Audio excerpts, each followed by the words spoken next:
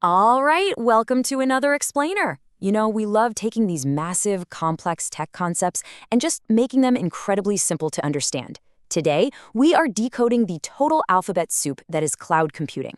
Seriously, if you've ever sat in a meeting and felt completely overwhelmed hearing acronyms like AS, PaaS, and ES just thrown around like everyone knows what they mean, well, you're in the exact right place. We're going to break down exactly what these delivery models are, and more importantly, when you should actually use them. Let's dive in. So, picture this. Imagine you've got this famous local clothing shop. You're selling incredible designer clothes, and your showroom is just a massive hit in your city, right? Naturally, the next step is you want to build an app or a website to take your brand global. But here's the catch. You are a clothing designer, not a tech wizard. You have absolutely zero idea how to handle the coding, how to set up a backend database, or how to manage servers. How do you pull this off without going completely crazy?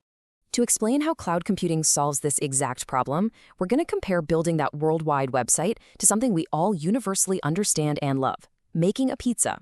Now, trust me on this one. Bear with me. By the end of this explainer, these two completely different worlds, software architecture and pizza preparation, are going to make perfect, logical sense together. It's a real game changer. Okay, here's our quick roadmap for today. Number 1, doing it yourself with on-premises. Number 2, ready to eat, which is SaaS. 3, bring your ingredients, our PaaS model. 4, rent the kitchen, which is IaaS. And finally, number 5, we'll compare all your cloud options side by side. Section 1, do it yourself, on premises. Let's jump right into the old school baseline. Notice just how massive this list of responsibilities actually is. In an on-premises setup, you are the one responsible for buying, building, and managing every single piece of this entire stack. I'm talking from buying the physical servers and literally running network cables, all the way up to writing the application and securing the data itself. If anything breaks, well, you're the one who has to fix it. It's all on you. Let's quickly define a few of these technical terms so you know exactly what kind of heavy lifting you're stuck doing when you go on premises. First up, you have to set up the runtime. That just means configuring the compilers where your code actually executes. Then you've got to configure the middleware, which is basically the essential connection layer sitting right between your end user and the physical hardware.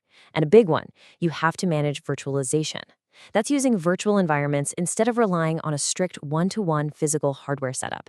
Think of it kind of like running multiple operating systems at the exact same time on your laptop. As you can guess, managing the whole shebang requires a highly skilled, totally dedicated team. And this really hits the nail on the head as to why on-premises is absolutely the most expensive and complex route you could take. The tech reality? You're building and managing your own literal server room. But in our pizza analogy, it's literally like building a full-blown commercial pizzeria, like an entire Domino's franchise right inside your living room, just to eat a single slice of pizza. You'd have to buy the industrial oven, construct the kitchen, source every single ingredient, make the dough, and cook it all yourself. It is incredibly costly, which, makes total sense why modern businesses use this approach less and less these days. Moving on to Section 2, ready to eat. SaaS. Let's look at the absolute most hands-off approach out there. Now, if you don't know the first thing about coding, building front-end interfaces, or managing hosting, SaaS is your best friend. This is where the vendor does absolutely all the work for you. You don't have to touch the runtime, you don't touch the middleware, the servers, or the networking, nothing. That third-party cloud provider completely manages that entire massive stack we were just talking about. You simply tell them what you need, and you just consume the final product. Easy as that. In the tech reality, you're just using pre-built software and paying for exactly what you use. In our pizza world, SaaS is quite literally just ordering delivery from Domino's or Pizza Hut. You're not worrying about hiring a chef or buying an oven or hunting down fresh ingredients. You literally just pay and enjoy your meal. Now, one super important takeaway here. Even though this is undeniably the most convenient option, it's actually also the most costly of the cloud models. Why? Well, because the provider is managing literally everything for you behind the scenes. Honestly, you're probably already using SaaS every single day without even realizing it. Everyday platforms like Google Docs and Dropbox, perfect examples. The software is completely built, the underlying servers are totally maintained by Google or Dropbox, and you just open up a browser, log in, and use it. You're never sitting there worrying about exactly how Google stores your document on their servers, right? You just type. All right, Section 3, bring your ingredients, PaaS. Let's move down a level in our cloud hierarchy. So here's the crucial point with PaaS.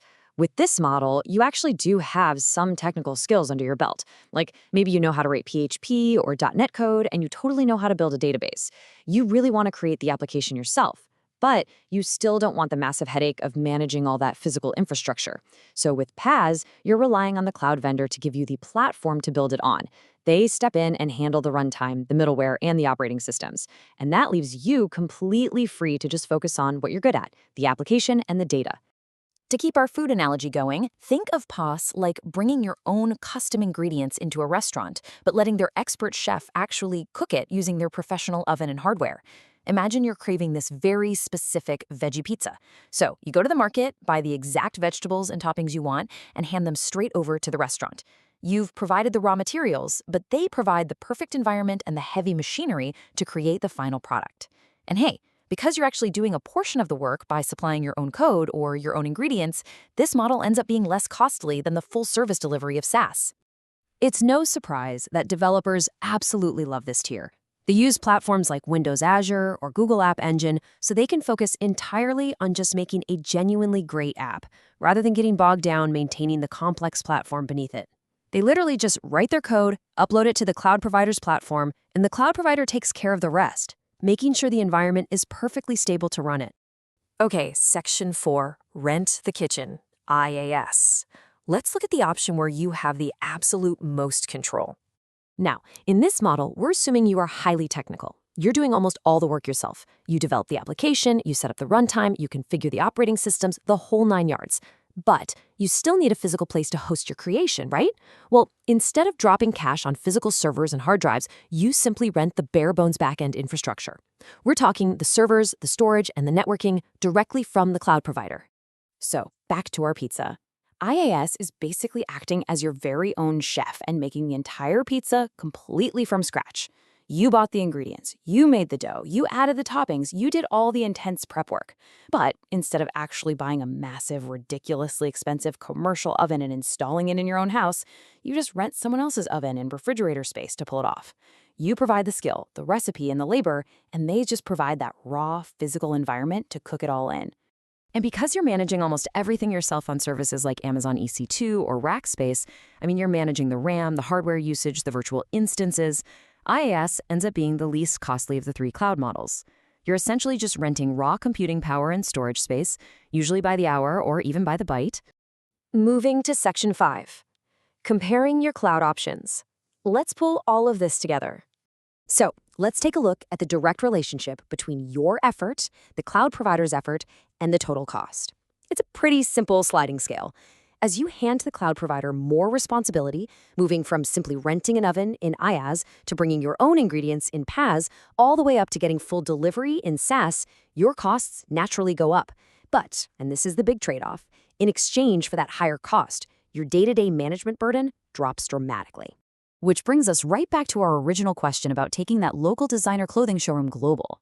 Now that you actually understand the fundamental differences between SaaS, PaaS, and IaaS, you've got the knowledge to make the right technical choice for your brand. So I'll leave you with this. Which kitchen are you going to use to serve your business to the world? Are you going to rent the oven, bring your own ingredients, or just kick back and order delivery? The choice is completely up to you. Thanks so much for joining me on this explainer, and I'll catch you next time.